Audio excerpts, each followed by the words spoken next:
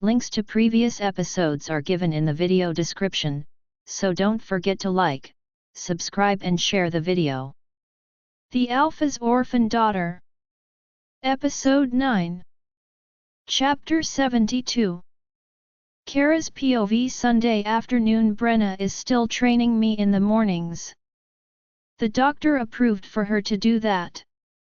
He said that she could do anything she did before the pregnancy, just no real sparring anymore. Sasha is now joining us for my morning training. She is just as strong as Brenna and likes to give me a workout. Brenna loves me, so she pulls her blows. Sasha doesn't. Sasha has a reason for it, and it is a valid one. The person attacking you is not going to pull a punch. You need to learn to take a hit and still be able to hit back. That was how she was taught, and her mother, Raven, is still a strong fighter to this day. Sasha has a twin sister, Emerson. They are not identical. Sasha is more like her mother, a tomboy with the same black hair as her mother, but bright blue eyes like her father Justin. Emerson has brown hair, like her father Brandon, and Raven's green eyes. They are both stunning women, as they share Raven's features. I had just met Raven's sister, Reagan, last night at dinner to celebrate Brenna's pregnancy. I had not known that Raven was a twin. They were very similar, they looked just alike, except for their hair and eye color. Reagan and her mate Clive had also come to celebrate. I was told that they split their time between Blood Tracker and Black Adder. Reagan's son, Trevor, was now the Alpha of Blood Tracker. Trevor was related to Alpha Kevin as well. Their fathers were cousins, and the two packs were close. They seemed to be a close-knit family. I liked to see them together. They kidded and messed around, but under it all, there was a lot of respect. Luna and Kevin had come today, so we were glad to be able to visit together. Alpha Trevor had only been leading his pack for a year and a half. His father, Aaron, had found his second chance mate 2.5 years ago and turned it all over to Trevor when he turned 21. Trevor's younger brother, Henry, was a CO beta along with Damon. It was surprising that they were related, as Reagan was the mother of all three of them. I didn't ask, but they were in need of a surrogate at Blood Tracker for one reason or another. She had 4 children with the former Alpha, Aaron. She had 3 children with the former Beta, Darren, to help him and his mate Judy. She also had 5 children with her chosen mate, Clive. I was happy to meet Jackson's cousins and was impressed by how much stayed in the family at Blood Tracker. Trevor's youngest brother, John, was his Gamma. The Delta was Wayne, who was the son of the former Delta Mark. He had worked for Blake at Black Moon, and his sons were good trainers. I was impressed to see that Clive and Reagan's daughter, Tatiana, was a CO Delta and helped train. Her father, Clive, had been the Gamma at Blood Tracker, so it made sense that she would be a fierce fighter. There were no ranked she-wolves at Kamaria. They still lived in the past and only allowed men to hold titles. I enjoyed watching them compete against each other on the obstacle course. Alexei stayed with me until Jackson and Chase challenged him to run the obstacle course with them, and Robert, Trevor, and Kevin. My mother, Brenna, Luna, Sasha, and Emerson sat with me. We could hear them talking crap as they headed down to the course to, in their words, show the younger ones how it was done. I heard Alexei ask Jackson, "So, we can use our strengths to get through the course. You are so much faster than us," you will kill us on the running part, Chase said, shaking his head. Not just on the running part, Chase. He will smoke through the course with no issues. I changed my mind. You don't have to compete with us anymore, Alexei. I have seen what you can do. We are changing it to just werewolves now, Jackson replied to Chase. Oh no, Jackson. You and Chase wanted me here, so I am staying. Plus, how will my mate know how awesome I am if she doesn't witness it firsthand? How about this, the one who comes in second behind me wins between the rest of you, Alexei boldly stated before glancing up at me and winking. I was already proud of Alexei. I didn't need him to compete in this race. But, instead of calling him back, I cheered for him and blew him a kiss. I had never seen Alexei do anything like this. I have seen plenty of the werewolves here use the course for training or exercise. I just have never seen Alexei in action. I could feel his confidence from here. He was not bragging. He was stating facts.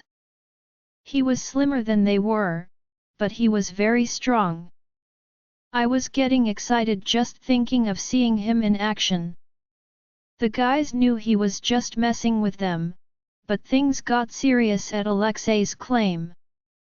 They knew he wasn't joking, and the shirts started coming off so they wouldn't get hung up on anything. No one wanted to lose, and they were deadly serious about this race. The shirts coming off resulted in catcalling from their mates. I felt a little bad for Trevor as he didn't have a mate to cheer him on.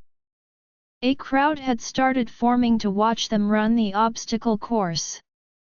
Several she-wolves took up to cheer for him, which caused him to smile.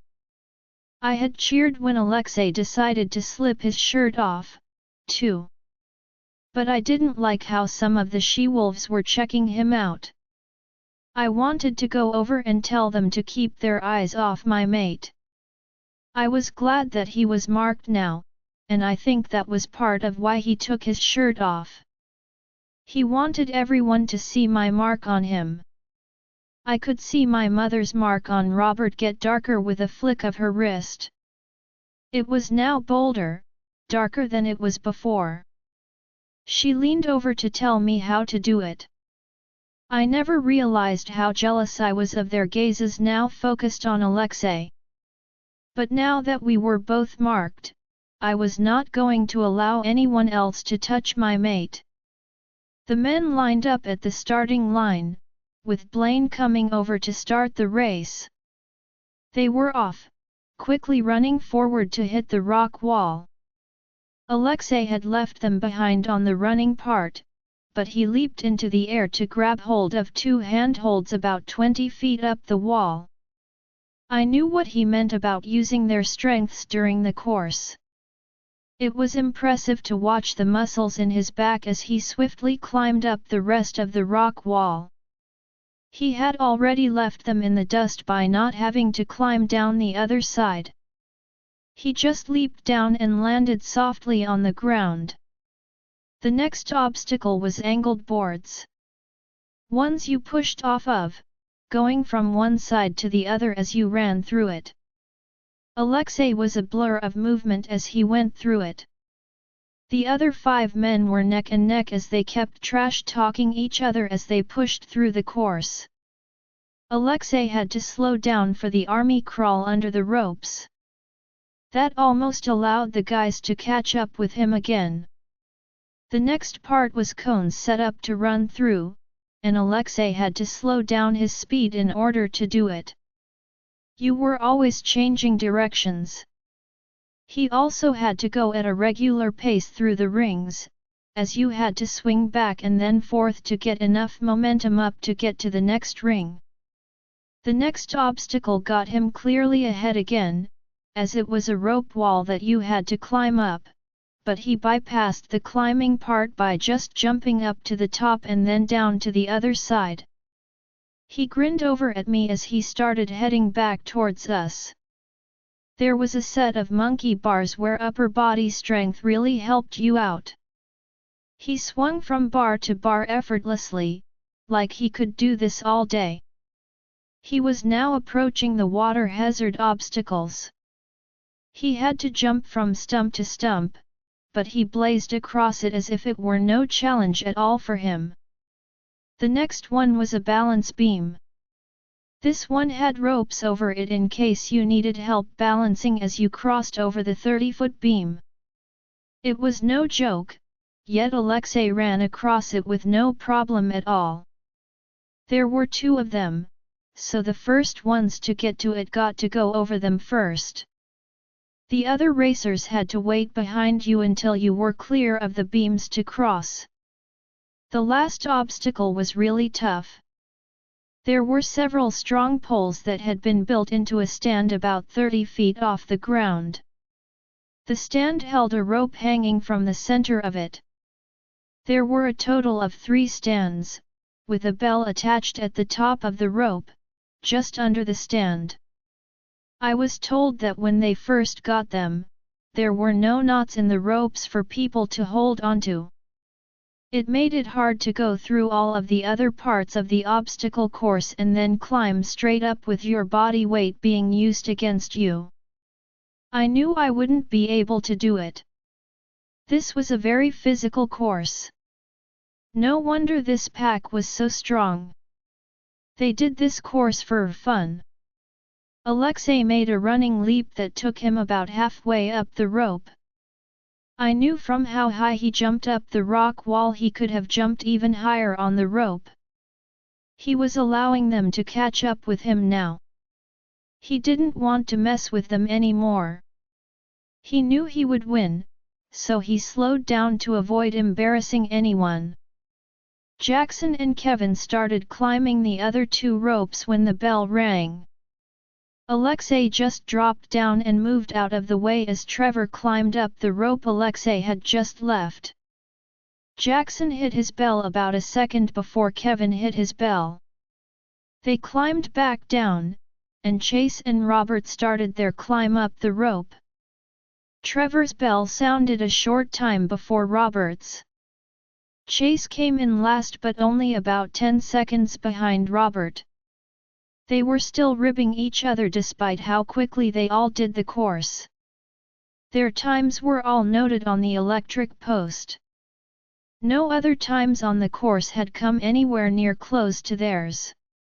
It allowed the crowd to see just how strong their alphas and ranked wolves were. It was amusing to see my mate's name at the top of the board. No one would ever be able to pass his time.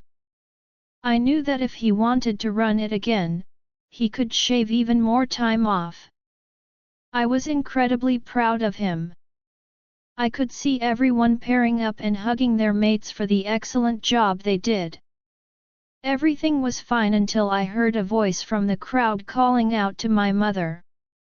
Whoever she was very loud and very angry. I turned around to see a lady I didn't recognize screaming at my mother. She needed to stop, as I wasn't going to allow her to continue to speak lies like that about my mother. Say Iris POV Robert's chest glistened with sweat, and my first thought was to get him home and into a shower. My next thought was that he needed to put his shirt back on now, as several females in the crowd were staring at him. It was obvious what they were thinking. I was trying to stay on my best behavior to ensure that Jackson would allow me to build a permanent home here in Blackadder. I heard a loud voice screeching out again, "How dare you try to steal my man, say Iris." I knew who was speaking before I turned around. I didn't want this jealous witch to ruin my reputation with her lies. I glanced up at Robert, who was just as upset by her words as I was. She thought he brought her items out to her because he liked her. He did it because she was more comfortable around him than other ranked wolves. I could see from the look on his face that he was just as frustrated as I was by what Adra had said. Adra, you're wrong. Sayers didn't steal me away from you at all. We were never together. Sayers is my mate, my goddess-given mate. I have been chasing her since the moment I met her. Don't try to spread rumors about us.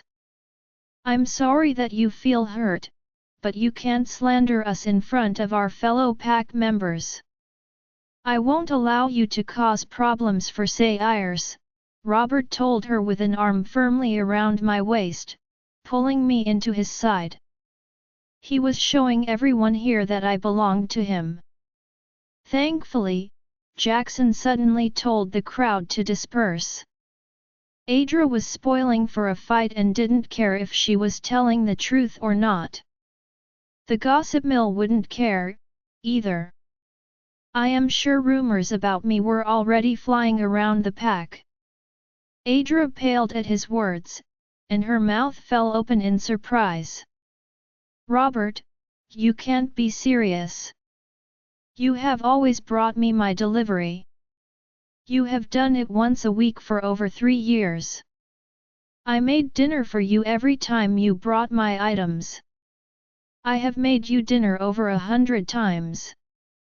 I thought you knew I was interested in you. Why else would you eat with me if you didn't feel the same way? She asked in a heartbroken tone.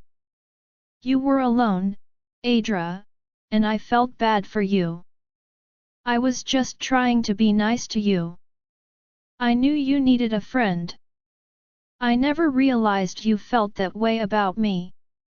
I would have traded out with someone else to deliver your groceries to you if I had known. I was waiting for my mate. I know that I have told you that before. We all know that you like to stay to yourself. None of us wanted to stress you by making you come and get your items. You originally refused to come and get your deliveries before, so why are you here now? Robert asked. I watched her get nervous before she got anxious. I knew what she had done as I saw her reaction. She was nervous because she had put a tracking spell on him. You are not supposed to use magic to stalk people, even when you like them, but some do. It showed that the rules that we were supposed to follow were blurred for her. She would do whatever it was she wanted to get the outcome she desired. I heard a commotion and came over to see what was happening.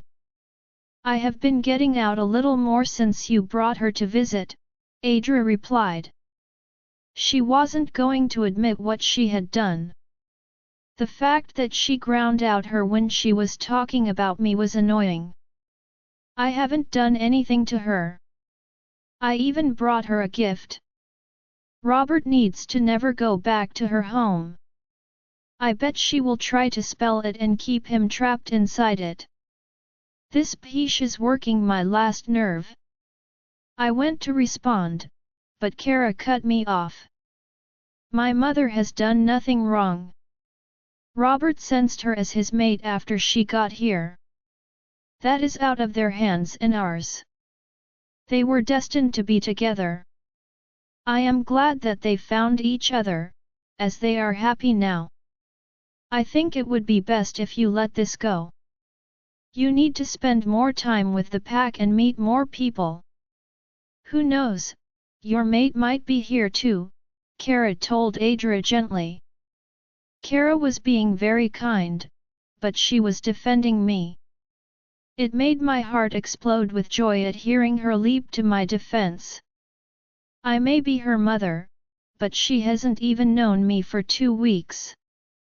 I thought I had lost her, as she never opened my letter. I was positive James had destroyed it.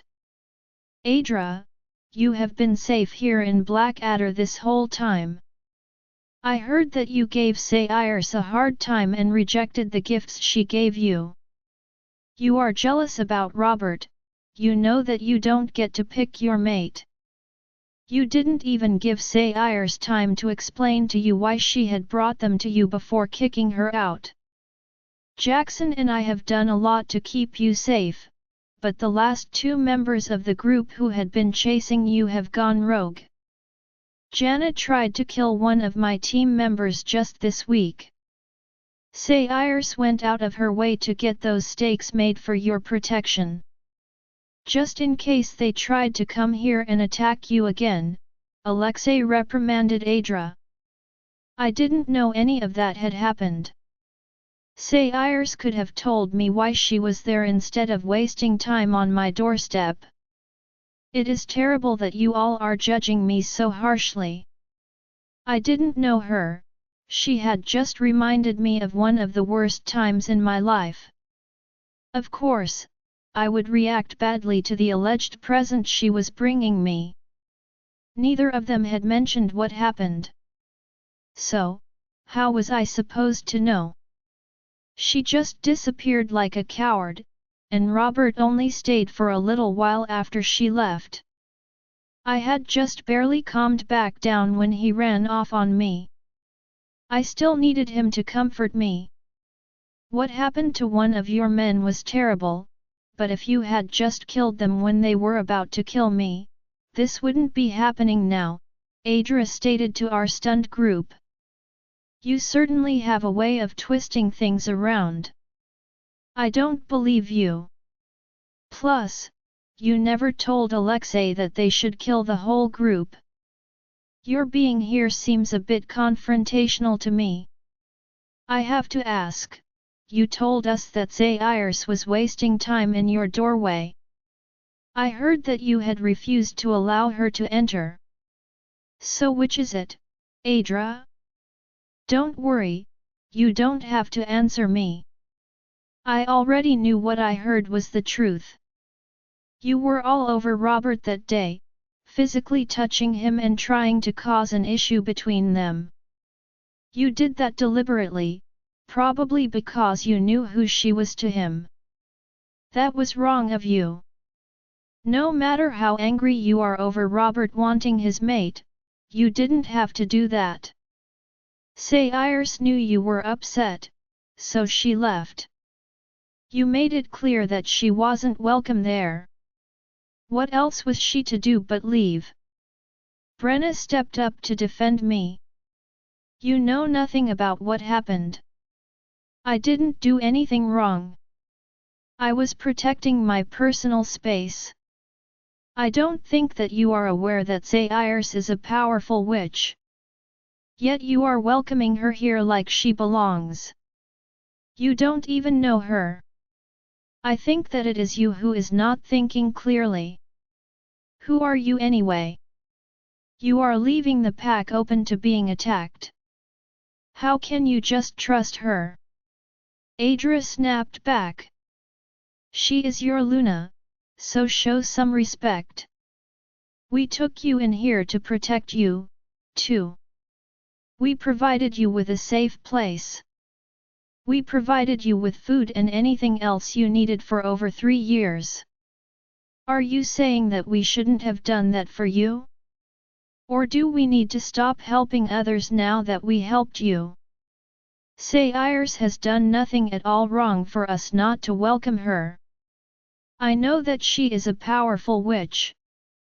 She has not hidden her abilities from us. I have sat in on several trainings for her daughter. I am well aware of what they are capable of, and I accept them both. Sayers' mate is my Gamma, and her daughter is living here, too. You just need to accept the fact that she will be welcome here in Blackadder, Jackson told her. It was moving to hear everyone supporting me. I knew that Robert was the one who had told the rest of them what had happened at Adra's home. Robert was a good man, and he was trustworthy. They knew that what he had told them was the truth. They understood that I was his mate, and she was just angry. I was grateful to hear them defend me. I am usually not involved in drama, I don't have time for it, but Adra was annoyed off. She wanted to attack me, but she knew that I was stronger than her. I don't want to get into it with her. She would only use that opportunity to make me look bad and garner sympathy. I hate you, Sayers. You have gotten everyone against me, and I didn't do anything wrong. I fell in love with Robert. I wanted him, was that wrong of me? He was falling in love with me, too, when you showed up and screwed everything up. You are the one who is in the wrong, not me. I guess I should just give up my home so you can have that, too, since you are taking everything else away from me. Why can't I be happy too? I guess I will just go back to my house to pack up. I know when I am not wanted. I hope you are all happy with Sayers. I will find another place to live, Adra said. She was gone before anyone else could respond to her. I appreciate you all standing up for me, but Adra is really angry. I was not trying to drive her out of here. I was only trying to help her feel safer while she was here. Maybe someone should talk to her and calm her down, I suggested. No, she likes Robert the best, but I do not think that it would be a good idea for him to go there. We will give her a few days to calm down. Then we can try to speak to her. We have done a lot for her over the years. She should appreciate all we have done for her. I will have Mom and Dad go with me to speak to her. They made a deal to let her stay here. We will talk to her on Tuesday and calm her down, Jackson advised. He is right. We should leave her alone for now. But I am positive she is not going to calm down. She hates me. I can feel it. She still wants Robert, and I can't allow that to happen. I need to make sure I keep my guard up because I know that Adra is not going to just give up. Adra's POV Sunday afternoon. That whore. I can smell him all over her. I knew Robert was there in the obstacle course. I thought he was just training, as he likes to run the obstacle course. If they think that I am going to give him up without a fight, they are crazy. After Robert had mentioned they were mates, I looked at their necks. Sure enough, they both bore marks on them. I am so angry right now that I want to kill them both, but I can't attack her directly. She is much more powerful than any of them suspect. Her daughter is powerful, too. It just isn't fair. How come these women just show up, and the men here are falling all over themselves to claim them? I have been here for a while, and no one has claimed me. It just isn't right. They came in, taking all the most desirable men around here. That Pisha's daughter is with Alexei. I asked after I arrived here and he hasn't been interested in anyone for centuries. Did they spell the whole lot of them? Otherwise, it didn't make sense. I was not leaving here, I am not going to make life easy on them. I am staying here and figuring out what I need to do. Just because Sayers is a stronger witch than I am doesn't mean that I can't get things done. Why should I be the one to leave? I was here first.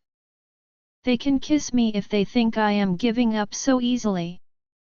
I just spoke without thinking at the obstacle course. I was just angry, and it flew out of my mouth. They will give me some time alone for a day or two. That is all I needed to figure out how to eliminate Sayers. I couldn't care less about her daughter. I can handle her. She is a new witch, a novice, I can tell. She will be no match for me if she decides to step in to stop me when I go to deal with her mother. I won't hesitate to put her in her place. She better keep out of it, if she knows what is good for her. I am so angry I want to throw something. I had only gone there to speak to Robert, I didn't know that Zairs was there. He used to be so kind and attentive towards me. But ever since he came to my home with her, I hadn't seen him again. My delivery came from the other Gamma, Warwick. It was like Robert was washing his hands of me. He couldn't get out of there fast enough after she left. I knew he was going to go to her. He wasn't paying proper attention to me at all. I tried to keep crying, even when I felt better. I knew the moment I stopped, he would be gone, and he was. He didn't care about me, not like I thought he did. I guess it is time for me to return to my world again and get the supplies I need. I am not just going to sit back and let that peach come in here like she owns the place. That was the worst part, Jackson supports her. He is the alpha here, so I am screwed on trying to get his support on this. Both he and his new Luna were clearly on her side. How could someone who had been here less than 2 weeks have so much pull around here? It just doesn't make any sense at all. I wanted to throw something or hit someone, but I calmed myself down. I needed to go visit my friend Reina. It has been about 5 years, but I need her help. She provides us with what we need for spells, but I haven't done any spells recently. Well, not one that needed something I didn't already have. I did put a tracking spell on Robert. That way, I could look my best when he came with my delivery. I tried to get him to like me the old-fashioned way, but desperate times call for desperate measures. I was there outside Reina's home, standing at the back door. She had the area covered to keep people from seeing us pop in. She had a double archway with roses growing up and over it. The arch covered the whole area to the back door. It was the easiest way to get in and out of there. Reina answered the door with a smile and said, "Been a minute, Adra. Glad to see you. Last I heard, you were being chased by a bunch of rouge vampires trying to get your blood. Glad to see you survived." Reina backed up and allowed me to pass her to enter her store. She ran it at the back of her home. The arches were spelled. No one who came to do injury to her would be allowed to enter. That way she was safe from people who came to take her potions and ingredients. Reina mixes and grows her own ingredients. No one knows where she is growing them, so they are safe. Knowing Reina, she has them protected as well. Some of what she grows is in demand from both good and dark witches. I got help. I'm still here, I replied dryly. She knew I was okay. She just couldn't resist giving me a dig. Reina has long blonde hair and a beautiful face. Some people are just intimidated by her because of her eyes. Her iris is such a light blue, that her whole eye actually looks like it is white. The only visible color is from her pupil, so she looks kind of scary because of it. When she goes out into public with humans, she wears contacts. That way no one sees that her eyes are unusual. She doesn't like the looks she gets from people who stare at her. It is best they just keep moving and leave her alone. She is not one to be trifled with. She is a serious adversary. What can I help you with, sister? Reina asked me. We had once been in the same coven for about 60 years. She has called me sister for a long time, and we have similar strengths. Since neither of us had a sister anymore, we just became honorary sisters. I knew that she would help me with whatever I needed her to do. I need a love potion, Reina, a strong one. The man I like allegedly found his mate. I want him to love me, not her, I requested. Has he found his mate already? Has he marked her? She asked as she glided around the room. She was getting out different herbs and putting them in a bowl. Reina usually brewed tea to get the intended victim to drink it. Sugar and milk always helped to mask the bitter taste when they drank it. Reina continued to move around the room as she thought about what she needed to do. She would have to get the bond to break or weaken. If she can do that, once I sleep with him, Sayers will feel it. I am hoping that she gets upset and leaves him. Sooner or later, he will come to me once he gets desperate when she doesn't return to him.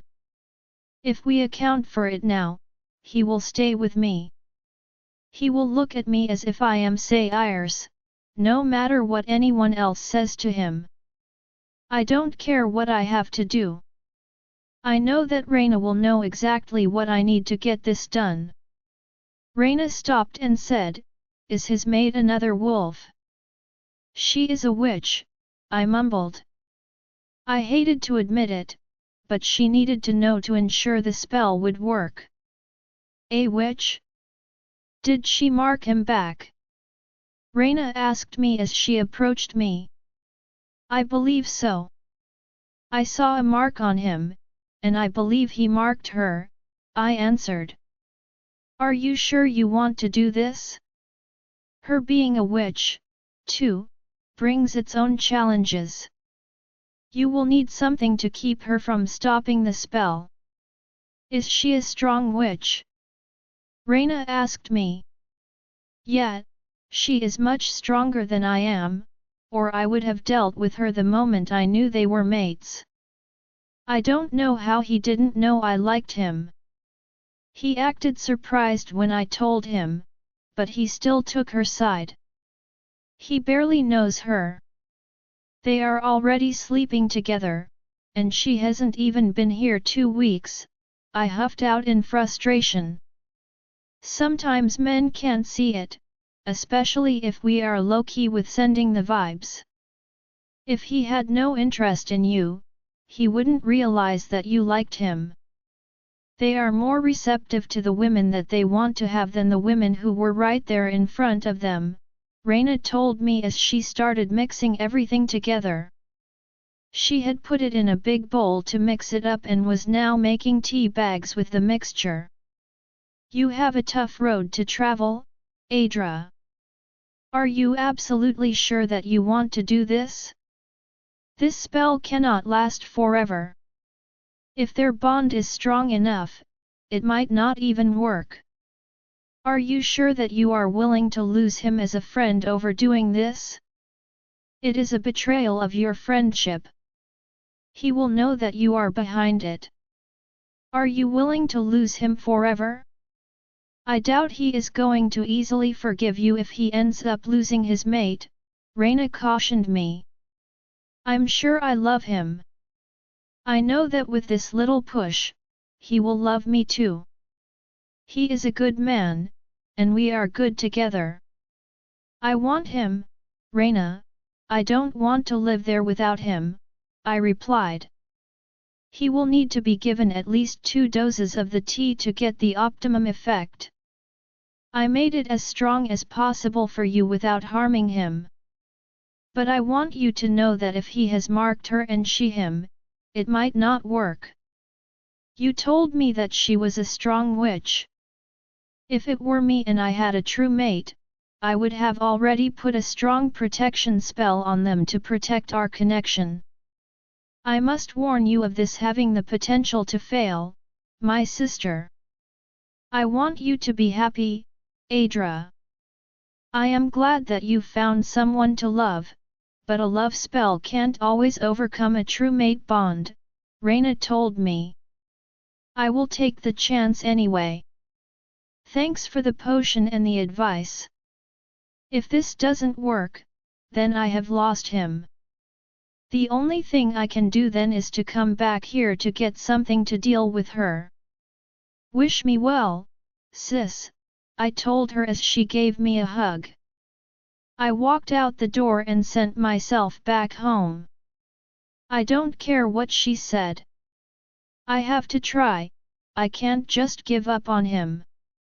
I had my eye on Robert first. I have been after him for over 3 years. I am not going to just sit back and allow her just to swoop in and take him. I will get Robert to be mine, no matter what I must do. Kara's POV Sunday afternoon. I know that Adra is not going to let this go. I can see it on my mother's face, she knows it, too. Everyone was quiet until my mother said, "Let's go train, Kara. I need to teach you a few new things. We will go to the training building, and I will get you all settled. Then I will take Robert home to grab a shower." "I don't need a shower, love. I will stay with you, and we can shower when we get home," Robert told her. I knew that it had meant a lot to Mom with everyone jumping to her defense earlier. It was clear to all of us that Adra was annoyed off and jealous. She had made everyone feel really uncomfortable, and we needed a change of location. Hopefully, this will get everyone's mind off what happened. Some members of our group have seen me train before, like Alexei, Jackson, Robert and my sister Brenna. But Trevor, Kevin, Luna, Sasha, and Emerson had never seen me train before. I couldn't wait to show Luna what I had learned. They were all impressed as Mom created the training building right in front of their eyes. They entered and were even more impressed at how large it was. "Who wants to volunteer to let me use you to warm up?" I asked. The words had barely left my mouth when Sasha leaped up to say, "I will." She was happy to volunteer even though she had no idea what I would do to her. I motioned her over and asked, "Are you scared of heights?" "Nope," Sasha said with a grin. She didn't even make a sound when I lifted her and sent her around the room. She was loving it and screaming out for Emerson to do it next. Emerson was already coming over to go next before I could even bring Sasha back in. Emerson had just as much fun as Sasha did. Mom and Robert were speaking quietly together near the far wall, so I gave them some time. Kevin, Luna, and Trevor all wanted to go next. I pushed it by turning and lifting both Kevin and Trevor in the air at the same time. I kept them on separate walls as I slowly turned, holding them in the air. I let Mom talk to Robert for a while and let everyone get a turn.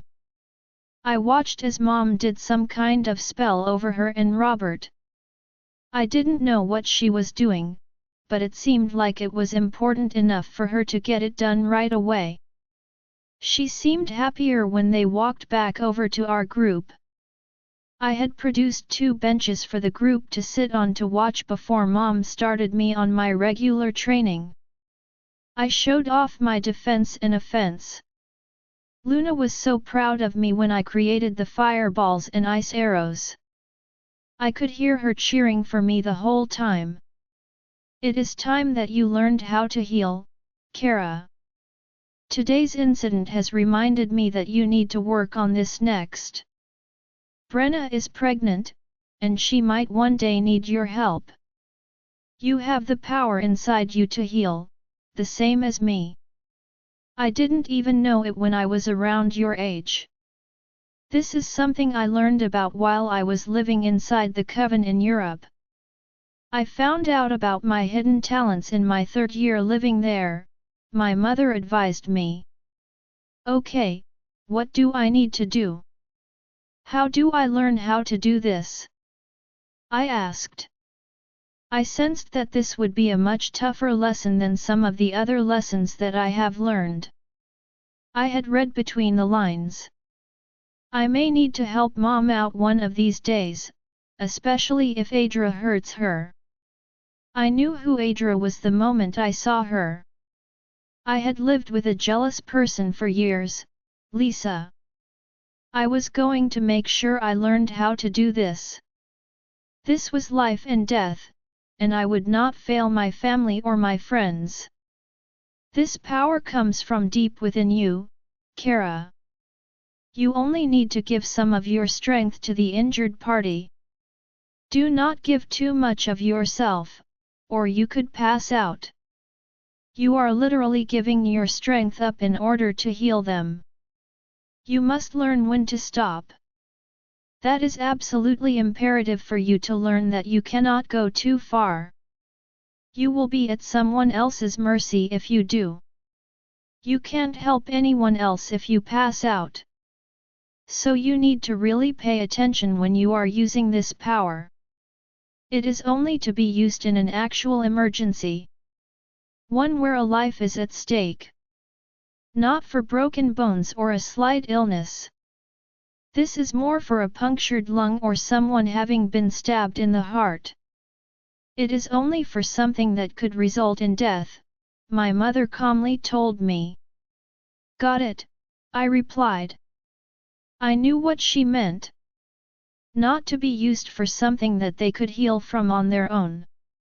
This was only to be used when the wolf, witch, or vampire could not heal independently. One in which their injuries could be considered life-threatening. Okay, I am going to bring the training dummy back. I will let you determine what injury will be the one that needs to be healed. You can go kneel next to them when you determine that is the injury that you want to heal. I will come to you and walk you through it at that point. Remember, do not go far enough to pass out unless you know that you will be safe to do so, my mother reminded me. How will I know if the injury is bad enough? I asked. Listen to your feelings inside you. They will help you, my mother replied. Okay, I'm ready, I told her. It was dead silent in the room, and I truly forgot anyone else was in there with us, as the dummy that my mother used showed evidence of having a broken leg. Then, a broken arm. She gave me about 5 scenarios of low-level, non-emergency injuries. Then she had an injury where the victim was cut pretty badly on the right side of his neck.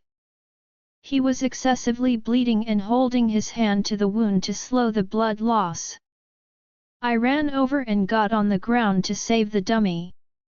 My mother started giving me instructions. Stay calm, no matter who is hurt. You have to be able to focus for this to work properly.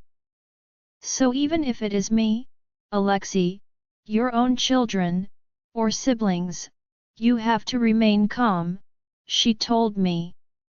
I nodded and willed myself to relax. By making myself calm, I was able to sense things much better. You would normally touch the area of the injury. In this case, since his hand is covering the wound, cover their hand with your own. Now, using your mind, think about how to repair the injury, my mother instructed. So I need to repair the artery mentally. Like in my mind, think of how to repair the tear. I asked. Yes, just imagine being able to stop blood flow. See the artery closing back up again, totally repaired, with no blood escaping. Then, you need to think about the cut on his neck. Make sure that you get the wound clean, before closing it. The knife or blade that he was cut with might be dirty. Just walk your way through it. Try to do it without alerting others as to what you are doing. Not all witches can heal. Because of our strong line, we are some of the ones who can. Some might want you for your power, so try to block what you do when you go to heal someone. Some alphas will kill in order to have that kind of power in their pack. My mother continued to speak as she kneeled next to me. I didn't know if I was doing it correctly or not. I was thinking about the cut on the artery and correcting it. I could see the dummy letting go of the wound now. There was no more blood pouring out anymore. I was relieved at that. Now on to the second part of the injury. I could see that the cut was dirty. It would definitely become infected if it were not treated. I closed my eyes and laid my hand on the cut. I could see in my mind I was cleaning the wound first. Once I got the wound clean, I sealed the cut. When I lifted my hand, there was no sign of the injury.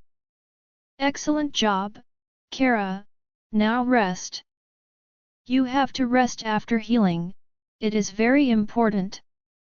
I am proud of you for doing what was needed to heal the injury.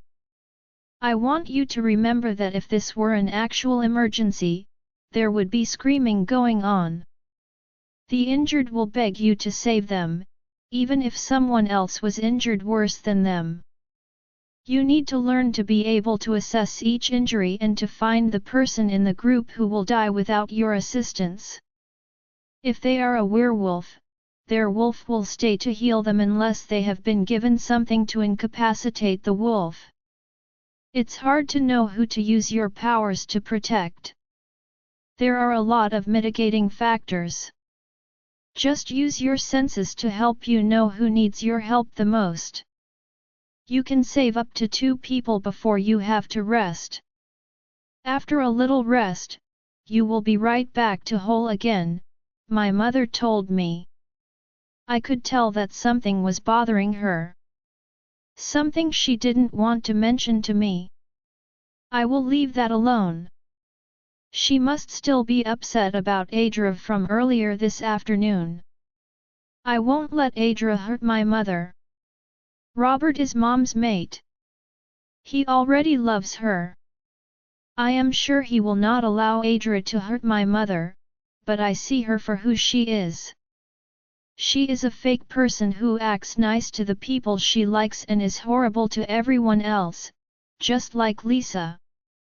I already know that I don't want to be around her again. I hope she really will leave the pack, but I know that is not something Lisa would do. I already knew that Adra was spouting off but would not follow through with it.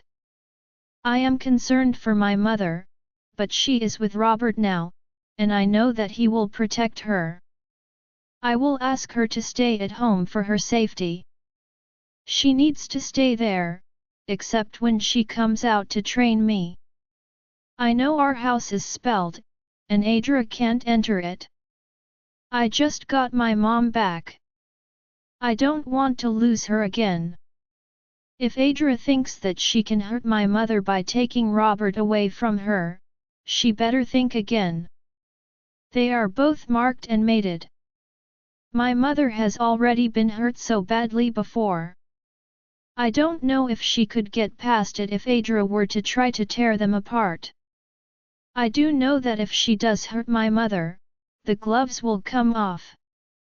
She better be prepared for the fallout from it. I won't allow anyone else to hurt my mother ever again. They will have to get through me first, and I won't be playing nice anymore. Lisa's POV Monday morning. I hate Paxton so much. He is so happy these days, and I know something is going on, but I don't know what it is. My brother, Rex, and Beta Clay also play it close to the vest. Paxton will not give me any spending money, not like he did before. He is gung-ho about building these 2 houses here, and one of them was huge. Yet, no one knows who the houses are being built for. When I ask, they always say, "Ask Alpha Paxton." If I could do that, I wouldn't be out here asking you now, would I? It is like no one respects me here anymore.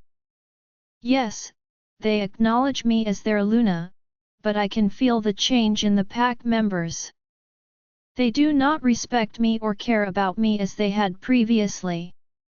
I don't care if Paxton doesn't love me. He chose me. He marked me, and I am his Luna. No matter what he wants, I won't just let him go. He never returned to our room after I confronted him on Saturday. He has been staying either in his office or in a guest room. Ever since I got him drunk enough, he has completely avoided me. If he sees me coming, he changes direction. He doesn't even care that our pack members see his reactions towards me. It is why I feel everything slipping away. I am no longer getting the respect that I deserve. Besides having Paxton's pup, there is no way out of this for me. I didn't feel this threatened when Kara was living here at Kamaria. I don't like the feeling at all. I knew he still wanted her, but she was just a worthless hybrid. She wasn't fit to rule by his side, and he knows this. I honestly thought after Kara left, things would be better. I would have no real competition for Paxton's affection. He messes around, but I am okay with that as long as he doesn't have a pup with them. I am glad that no matter how he phrases it, no one is going to accept that Peach as their Luna. He needs to settle down. We're together, and we will be staying together. No matter what the doctor says today. I will let him have a breeder if there is no other choice. But I happen to believe that we still have choices, a lot of them that I can select from. I will exhaust every choice before I ever admit defeat. It hurts that Paxton is done with me. I already knew that he was, even before he told me that to my face. But I won't just roll over and comply. I fought for my spot at his side. Paxton won't ever be free of me, but I will play nice for now. One day, he will learn that I won't ever allow him to leave me, and I will never reject him. How is it that he is still hung up on that Peach, Kara? She is gone, never to return. Why now, all of a sudden, is he happy again? He is out there at the building site each and every day, urging them to press on and offering them bonuses to complete it as quickly as possible. I tried to go out there last night to look around, but he caught me. He was out there with Rex and Clay. They were all talking until they saw me coming towards them. They broke up, and each went in a different direction away from me. At first, I was hoping that he was building the new house for me. I have always wanted us to live in our own home. But he insisted that we had to live in the pack house. I tried to make the best of it, but I wanted better. At least better than the alpha floor, as it is still decorated how the former Luna, Mary Ann, liked it. Paxton 1, let me change any of the decorations. I assumed he was building it for us. I figured out quickly that I was wrong. It was clear that Paxton was very involved with this build, but he wouldn't tell me anything about it. It was a huge house, easily 4,500 square feet. I had been watching them build it and they are working very quickly to get it built. I see some unusual parts to it. Like bars on the inside of all the windows. It is more of a prison than a real house. We already have cells, and it is too nice for prisoners. That is exactly what scares me about this whole thing. In fact, I worried about it all the way to my doctor's office, as there is really only one reason for him to be building a house that was designed to keep people trapped inside. That was building that house for Kara and her sisters. He may not have them now, but it is apparent that he believes that they will be here soon. I don't know how he knows, but that can be the only conclusion that I can come to in this. They are planning on keeping them prisoners inside that home. My heart clenches at the thought of Paxton being so freaking desperate to get Kara back that he is willing to build her a dream home. I bet that is why they are all working on this together. They were all involved in keeping this a secret from the pack. My brother, Rex, has had a thing for Brenna for a while now, and Clay liked Luna. This makes perfect sense. They are building a home for them to play house in. One that will allow them to keep Kara and her sisters from getting away from them. I didn't realize just how sick the guys were. I know that Kara and her sisters don't want to come back here. I am pretty sure that they never plan to return. No one will stick their neck out for them. No one will help them get free. They may not want to be with any of the guys. I am also sure that none of the men care about their opinions on this at all. They will keep them under wraps and only introduce them back in after they have gotten them all pregnant. Once that happens, they will all be warmly welcomed back into our pack. I wanted to hurt Paxton as much as he was hurting me, but that was impossible. His thoughtless actions feel like he has ripped my heart out of my chest and thrown it on the ground, crushing it with his booted foot. I always thought that we would grow old together after having 2 or 3 pups. I would be his perfect Luna, standing by his side, looking ravishing. I would provide unconditional support for him. I just knew that we would live a charmed life. I never imagined that he would be visibly disgusted by me, and it hurt. I sat in the room, waiting to speak to the doctor. Consumed with the fear that if I couldn't bear a child for Paxton, it was all over. My mind was desperately trying to find a way out of this for me. I wanted to kill that doctor who did the operation on me. He messed everything up, and now I am paying the price for it. It wasn't fair. I may not have wanted that child, but I had wanted children. If things don't go well for me today, I swear I will hunt that first doctor down and end his life. It is only fair, as he has single-handedly taken mine away from me. I already knew by how my wolf spoke to me, she already knew the results. I felt the tears running down my face, but I made no move to wipe them off. My heart was broken, even before the doctor came in. There is nothing that he can do for me. Paxton is going to have a valid reason to cut me loose. He will have an even easier time of getting rid of me now because of my inability to produce his heir. The whole pack will back him getting rid of me. It is in the pack's bylaws that he can either use a breeder or find another mate.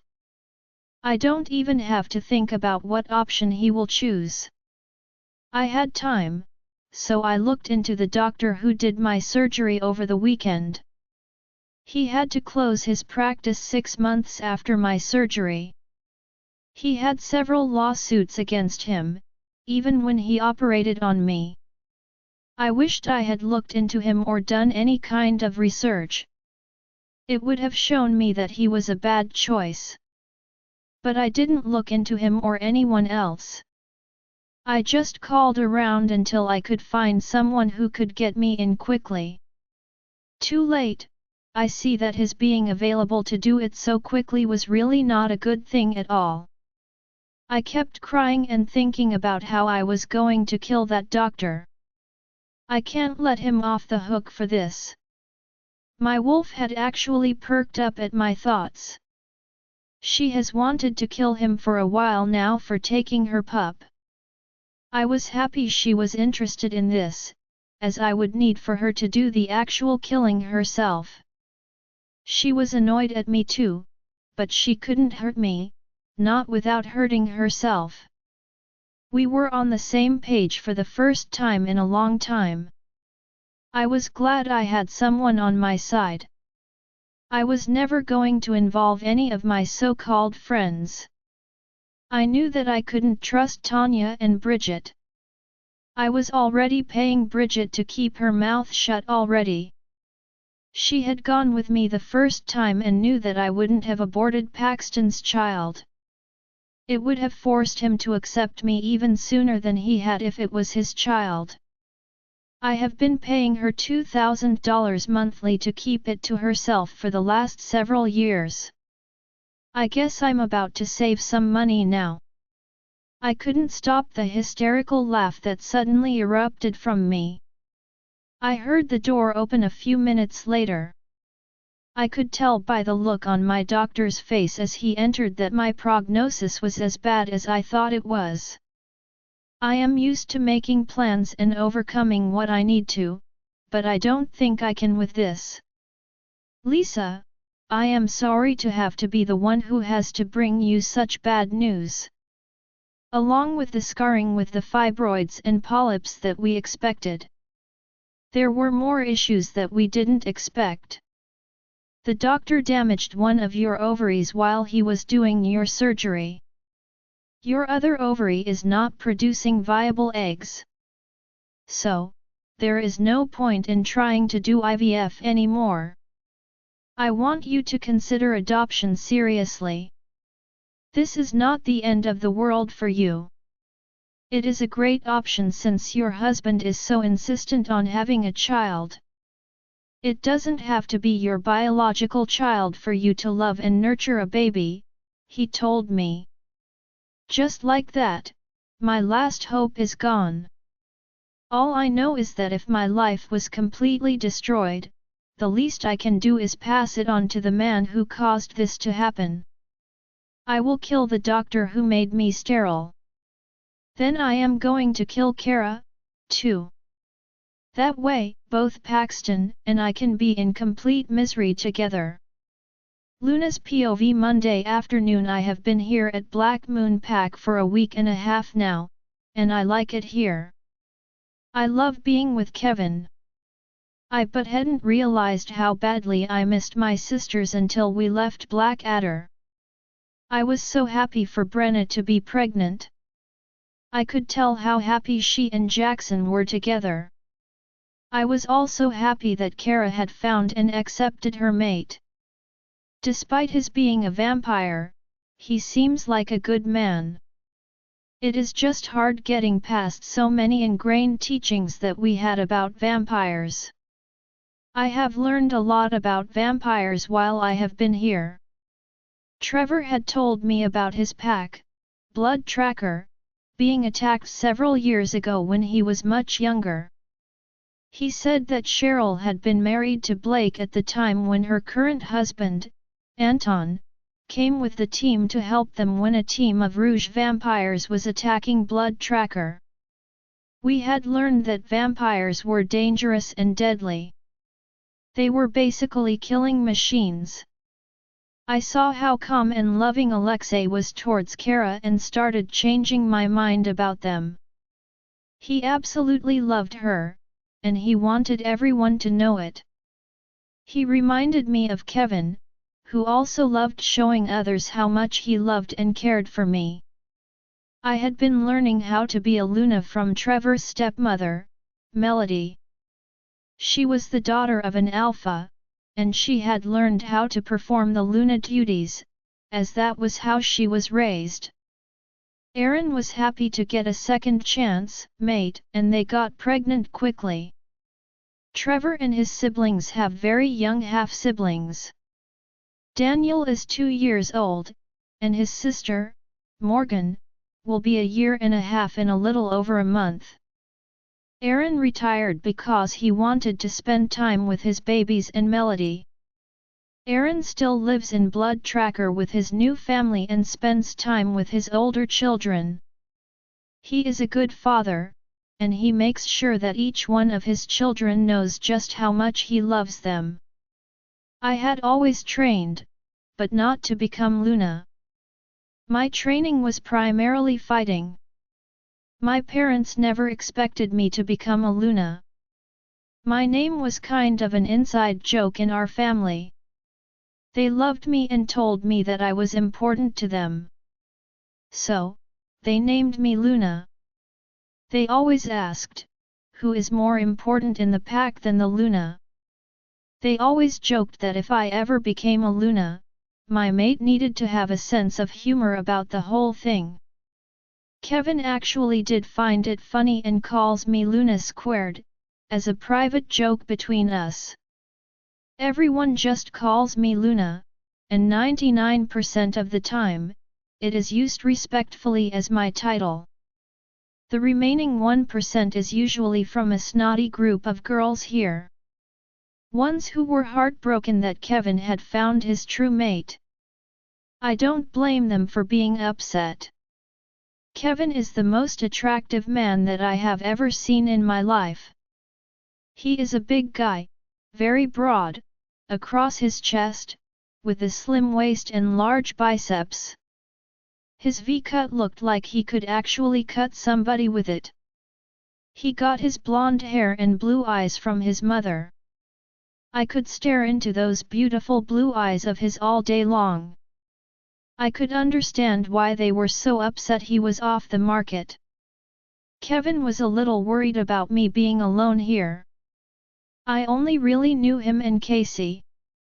He has to work in his office today, and Casey stayed behind at Blackadder.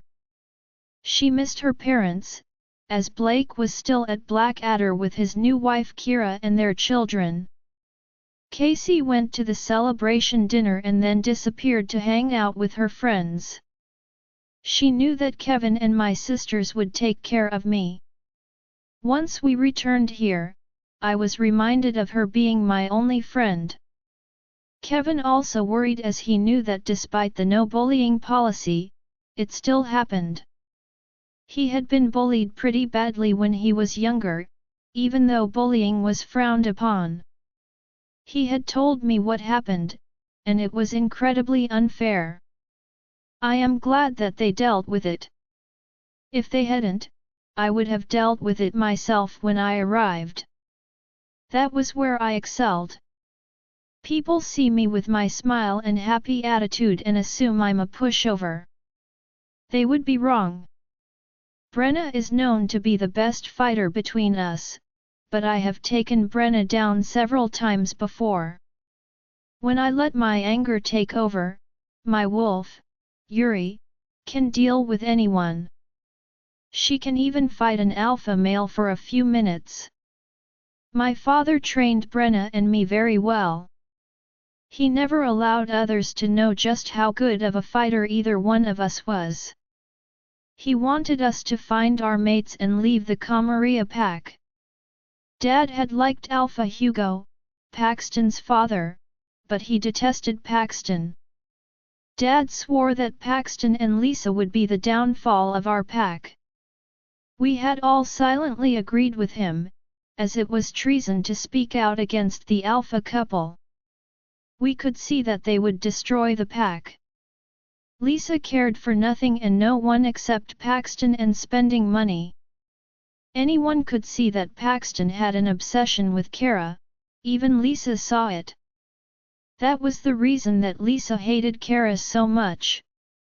It was a good thing that I was a good fighter because Kevin was the guy that all the girls wanted. The trauma that Kevin had gone through had stayed with him, it was severe. He maintains a strict no-bullying policy in the pack.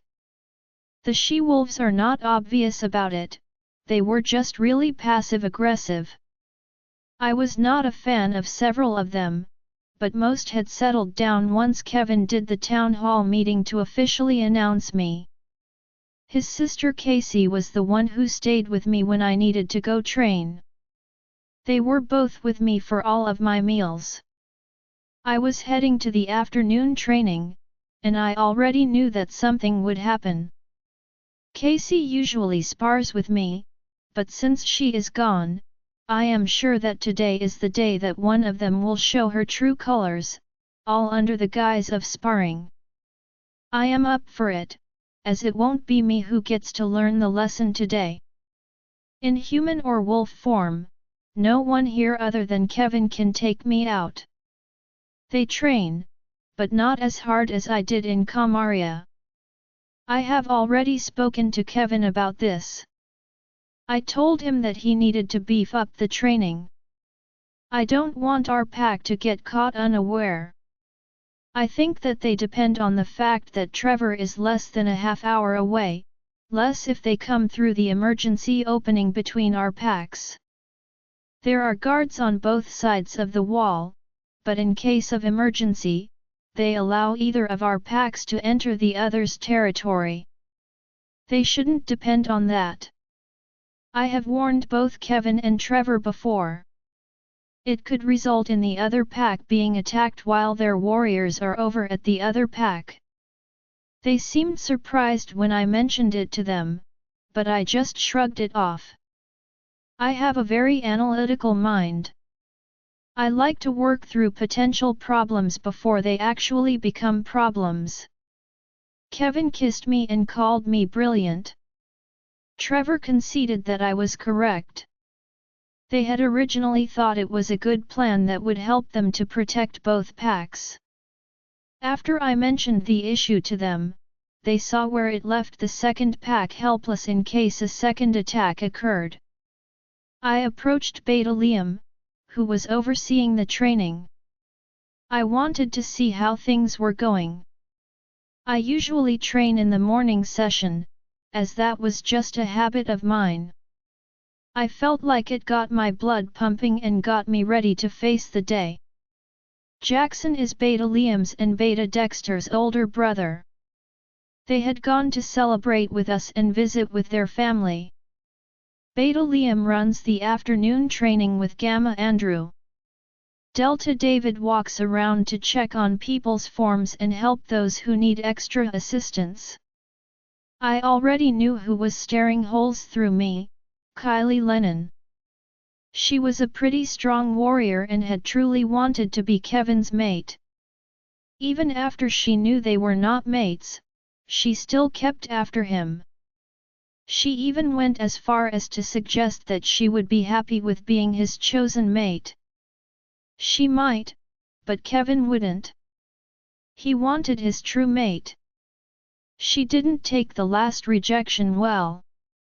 Let's just say that my arrival here has not brought her any joy. She had been trying to get her hands on me the whole time I have been here. I guess today is the day. I watched as her eyes narrowed as she glared at me. She then swiftly moved forward to confront one of the she-wolves who was not doing a takedown move properly. Instead of just telling her how to correct it, she embarrassed the poor girl in front of everyone. I knew exactly what she was going to do. Luna, would you mind helping me show her how this is supposed to be done? Kylie asked innocently. She thought I would not be able to turn her down in front of this group. I would have if I were not positive that Kylie needed a reminder of who I am. I am not scared of her, and I have some time to kill. Of course, it would be my pleasure to help our pack members learn how to defend themselves from an aggressor, I replied with a smile. Pick someone else, Kylie, Liam ground out angrily as he stepped forward to block me from Jiley's view. He knew what she was doing, and he wouldn't allow her to hurt me. He knew that Kevin would be annoyed off about it. They all knew how much Kylie wanted to be his Luna. It was obvious that she had a bone to pick with me. I am going to allow her to try, but I am not going to let her look good. We sure won't, my wolf fury growled out. I smiled at how annoyed off she was. Kylie was not a threat to us. Kevin only had eyes for me. It is okay, Liam. I am nothing if not a defender of my pack. I want them to learn how to protect not just themselves, but everyone here effectively. The stronger we are, the safer our pack is from an attack. I would be remiss if I didn't step in and show this young woman how it is done, I responded to Liam. Everyone here thought that I was just trying to help this young she-wolf learn, but she was not my target. If I don't show Kylie that I am not intimidated by her, she will never stop. It is best that Kylie learns a life lesson today. One shouldn't assume someone is weak just because they are kind. If Casey were here, I would have her film it. Instead, I winked at Liam as I walked past him. I was headed to where Kylie stood in front of all the warriors out here training. Liam followed me, as I knew that he would end it if she went too far. They, along with Kylie, will soon learn who this lesson was really for, and I am sure she won't be happy about it. Kylie's POV. Monday afternoon I walked into the sparring ring, elated that I could finally get my hands on Luna. Casey and Kevin are always with her, making it impossible for me to let her know that some of us here at Black Moon didn't want her here. She may be a beta's daughter, but I have watched her train. She doesn't impress me at all. Kevin should have rejected this peach as soon as he met her. She is not qualified to be our Luna.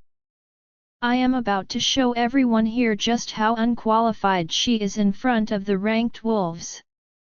After that, Kevin should come to his senses and get rid of her. I am the strongest female warrior here. I am going to toy with her for a little while. I can see a few people going to get their phones out. I am glad that this will run rampant through our pack.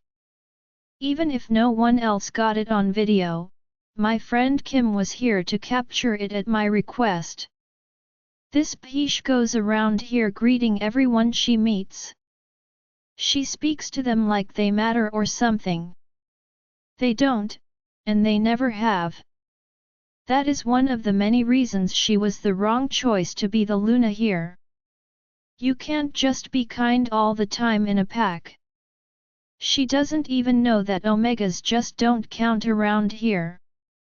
I don't know where she came from, but she was the daughter of a ranked wolf. She should already know this. I glanced over at Kim as soon as I entered the sparring circle.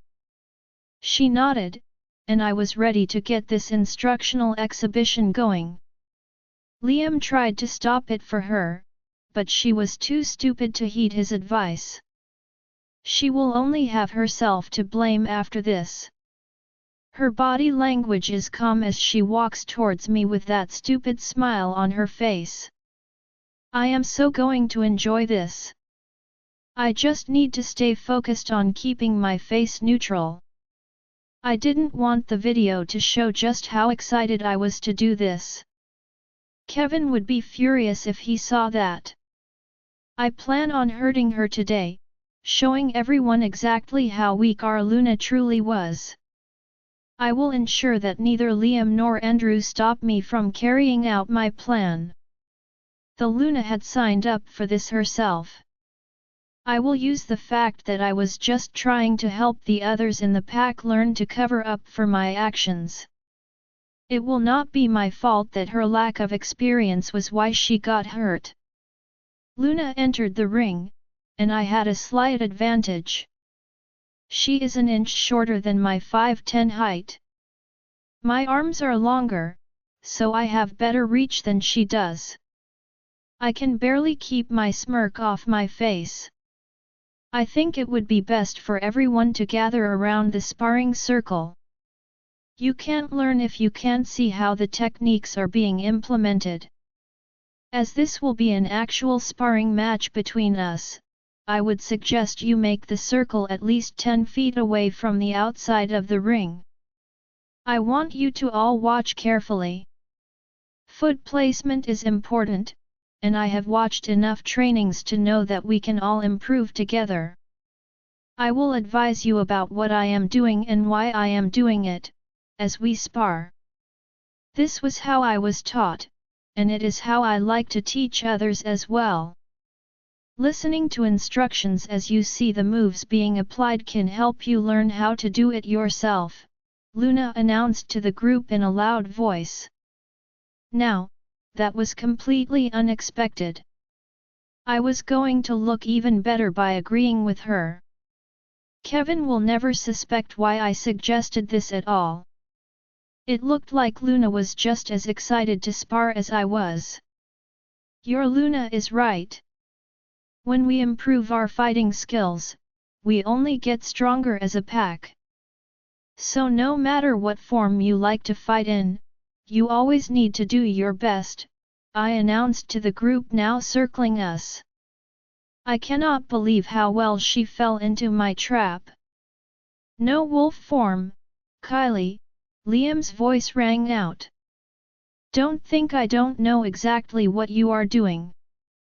Kevin will realize it, too. So don't do anything that you will regret.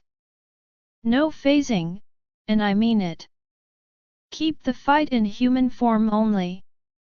If Luna feels like it, later on, she may accept your challenge to fight in wolf form. Is he kidding me? He must be trying to kiss up to her to make her like him better. There is no point in warning me about this, as I won't need to phase to hurt her. I can do that easily in my human form. I watched as Beta Liam, Gamma Andrew, and Delta David spread out to where they were at different points around the sparring circle in the form of a triangle. I knew what he was going to do. He was going to call the fight when I started beating Luna's ass. They don't want their precious little Luna to look bad. Well, that was too bad because once she stepped into the ring with me, it was too late for them to do anything to stop me. I looked over at Kim one more time and saw that she and our two friends were recording. It was time to get the show started. I hope that you don't mind me not taking it easy on you, Luna. Our pack members can't learn if we don't show them the proper way to fight. We need to do this at regular speed in order to show them how it is supposed to be done. We can slow the moves down for them later on when we go to teach them all the steps involved for each move, I said in a friendly tone. I don't know how I managed to say it with a straight face. I pretended that I was doing this all for the sake of training. I wanted to show the pack members with us that I was only doing this for their benefit. They needed to know that she was an unfit Luna. I agree, Kylie. That way, they can see the different techniques and how they work. I hope you don't mind if I use some things I learned from my previous pack. I think offering various techniques and skills can help our pack learn that there is more out there for them to learn. Not everyone can excel at the same thing. We need to provide options so that everyone can find a fighting style that they can master and enjoy. It is not just about strength. We need to always push forward to strive to be the very best version of ourselves. I know that I wouldn't be where I am without the push from my parents to try to excel in everything I learned, Luna told me. I had to hold back my laughter from spilling out. She had the never to try to warn me. I didn't care that she would use some fighting styles from her old pack. I don't need a warning. I can deal with whatever she tries to dish out. I completely agree, Luna. I try to keep my position as the strongest female fighter here. Who knows, maybe I can learn something from you. I gave her a friendly smile as if I was excited about learning a new skill. There was no way that I would learn anything from her. Take your places, Liam told us, and we got into place, facing each other across the ring. Just seeing her standing there was a little confusing. She wasn't trying to guard against me at all. Has she even trained? Oh, this is going to be awesome. This will be even easier than I thought it was going to be. I made a mental note to make sure that some of my blows got hidden because I rolled her up in a submission move. I wasn't stupid enough to be blatant about wanting to hurt our Luna. I knew Kevin doted on her. I just wanted her to know she was not as strong as I was and never would be. I hope that once Kevin sees this, he will realize that I am what is best for this pack, not her. Fight! Liam's voice ran out to start the match, and I started looking for an opportunity to land the first punch. She stayed parallel with me, with her arms at her sides. She didn't even raise them to try to protect her face. She needs to because I was going to try to break her nose.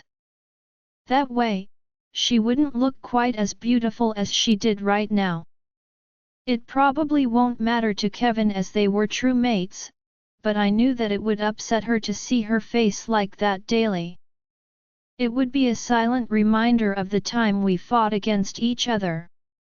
I was only going to get one shot at this, and I knew that I would have to make it a good one. Kevin would be protecting his mate from the pack from now on after I humiliated her. I saw an opportunity, and I took it, but when I went to land my punch, she wasn't there anymore. I looked around right as her foot connected to the side of my face. Where did that come from? This peach is fast. I am furious that she got the first blow in between us. She still doesn't have her arms up, and it is almost like she doesn't consider me to be a threat to her. I am, and I will prove it to her. I stepped up again and watched her carefully. I watched her step forward to hit me again, and I was not going to miss her this time. I took 2 fast steps towards her and went to punch her again, but she went down and swiped my feet from under me with her leg. I probably wouldn't have fallen so hard, except I had momentum from trying to come forward to punch her. When I sat up to look at her, I saw a mocking smile on her face, instead of the kind smile she always wore. Okay, Peach, I see you. You want to play, let's play. I hopped back up and went after her again. I was going to connect a punch one way or another. My swings got harder with each attempt I made. Yet, I never connected. She was there when I started my punch, but she managed to move out of the path of my swing gracefully. I was sweating, and getting winded, and she looked fine. Like she could do this all day. I am starting to suspect that Luna is a lot tougher opponent than I originally thought. She doesn't seem concerned that I am really angry. She is also not attempting to give me any respect at all. I am a decorated warrior, but I can hear the crowd's murmurs. They are starting to mock me. This peach has kicked me 3 times so far. One against the side of my face, once to kick me when my punch missed her. That was the worst one. I looked like a novice fighter, and I was the one being humiliated out here, not her. How was that happening? Luna's POV Monday afternoon. I was not worried about Kylie at all. She was getting annoyed, and that was where I wanted her. She was forgetting what she needed to do with each missed strike. I have to admit that I knew that she was planning on hurting me. My wolf, Yuri, had warned me of what Kylie had intended. If she thinks that she can break my nose so easily, then good luck to her. But I was not just going to stand her and let her do it. This was a fight, and all bets were off in a fight. I am planning on humiliating her and then dealing with her. She is out of control with her entitled attitude. She was so ugly to that young woman when she didn't need to be. Kylie was only 21, she was a year older than me. I know that the girl she just humiliated in front of the whole training session could only be around 18 years old. Kylie has no grace, or kindness in her. She wants to be Luna but cannot see people's intrinsic value. She thinks that someone's rank is what makes people important, but she is so very wrong. It will be my pleasure to show her just how wrong she is about it today. This has happened to me my whole life. Everyone underestimates me because they think I am cute and sweet.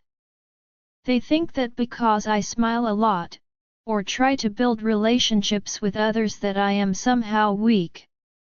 I can see the young she-wolf is anxious that I will get hurt while sparring with Kylie. I decided to show her that I was fine. I will do it the same way I always do. Kicking someone and explaining how I did what I did. I am going to use my innocent looks to my advantage. Kylie is not even trying to rein in her anger right now. She is lunging at me, repeatedly attacking, in an effort to land a blow. Each time she misses, she gets even angrier. Poor Kylie, this has to be eating her up inside. I knew she had her friends, and I use that term loosely, recording this. I was glad they did because they are more like frenemies. They don't like her either. They just do what she tells them to do because they are afraid of her. She needs the upcoming attitude adjustment. Stop avoiding me, Luna. You are running all over the place, and you need to stop, Kylie finally huffed out. It was clear she was winded. I am not running anywhere, Kylie. The one running is you, I mocked. She gave a low growl and tried to attack me again. She was really getting angry now. I didn't want her to go after someone else because she couldn't hurt me. Now was the time to start teaching my pack members. I am sure that Kylie won't mind being made an example of, as she cares about her fellow pack members' training. She just admitted as much at the start of this sparring match. I turned to the side and motioned towards Kylie, this is what you don't want to do.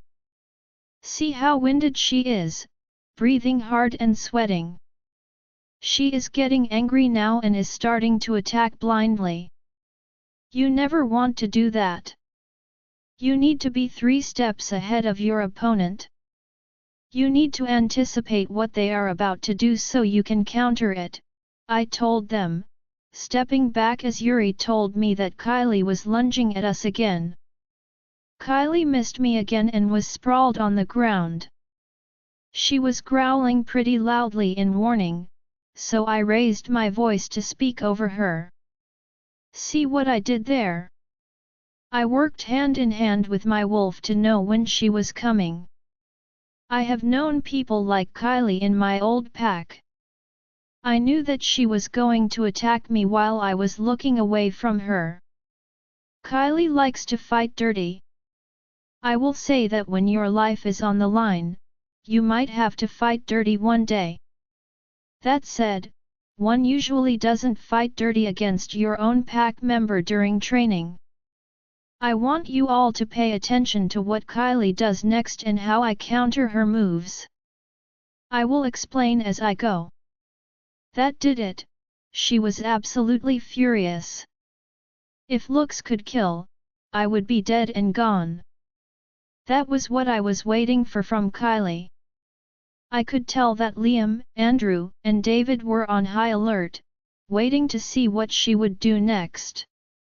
I knew that they were going to jump in to try to save me, but I didn't need their help with her. I mind-linked Liam to stay calm and to tell the Gamma and Delta that I could handle Kylie. Kylie came at me fast, trying to punch me in my stomach. I blocked her punch by deflecting it with my left arm and then landing my own punch to her face with my other hand. She staggered backward, and blood was spurting out of her nose. I connected all too well. See what happened there? Kylie is angry and attacking wildly. She is unfocused. But that was not her biggest mistake. Does anyone know what that was? I asked them as Kylie touched her face and then stared at her hand in surprise.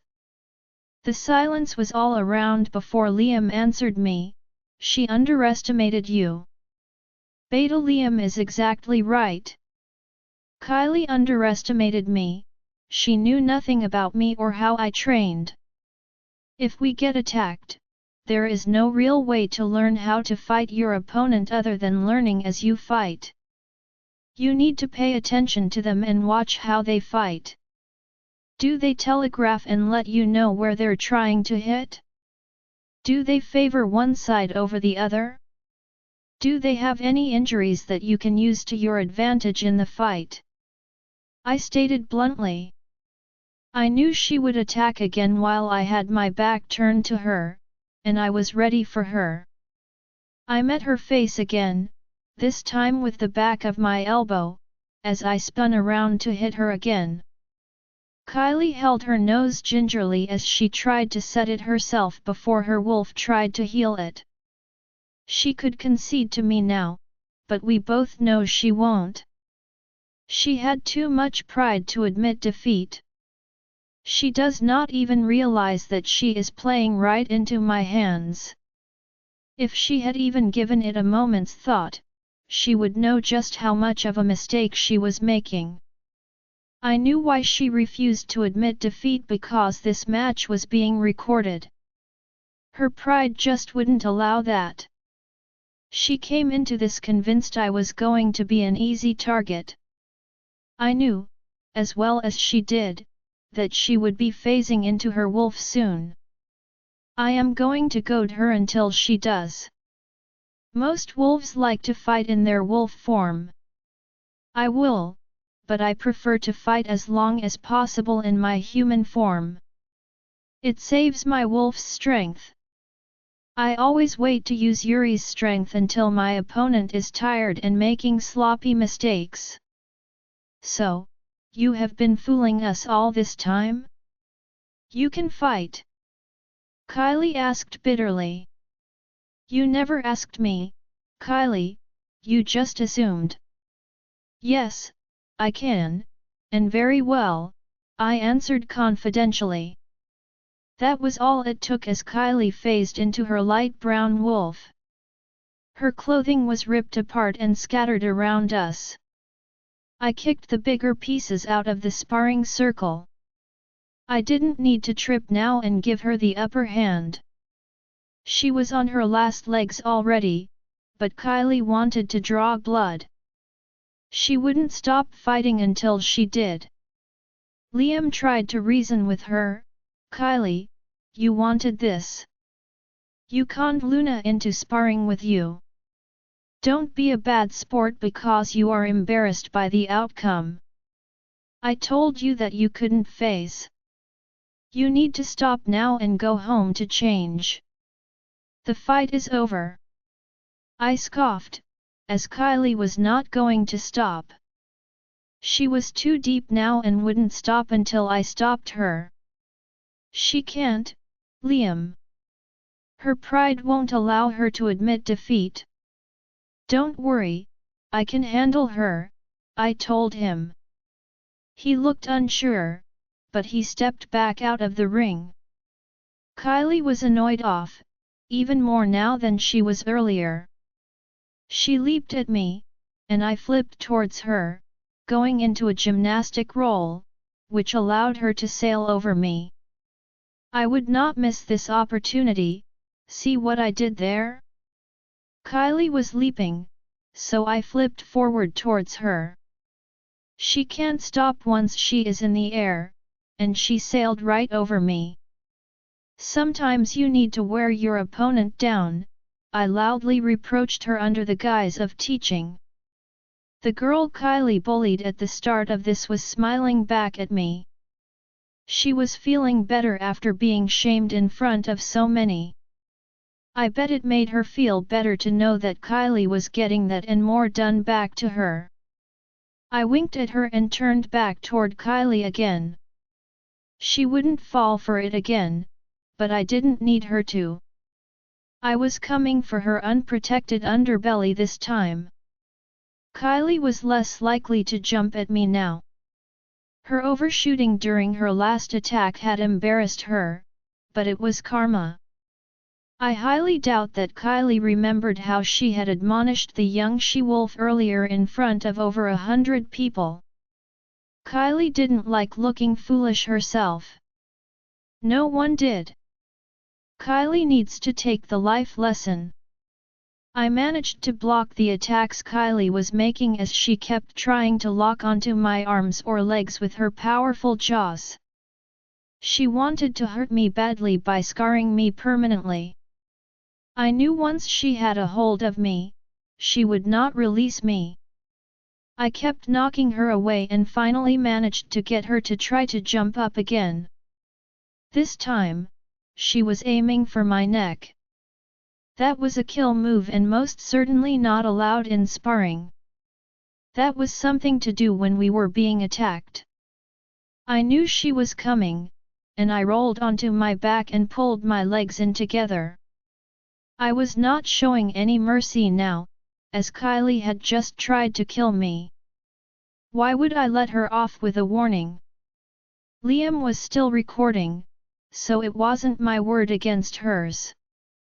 I rammed my strong legs into her unprotected underbelly as hard as I could. I was looking to break ribs. Not just one or two of them, but as many as I could. Kylie was even worse than I thought she was.